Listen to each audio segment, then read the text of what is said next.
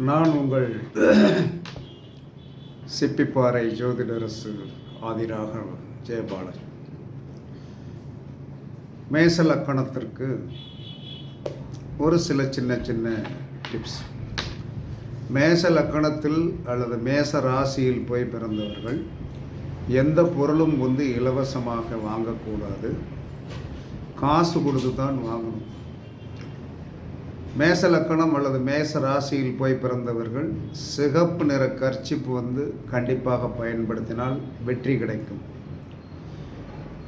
மேச லக்கணத்தில் போய் பிறந்தவர்கள் வீட்டில் எலுமிச்சம் செடி வளர்க்கக்கூடாது.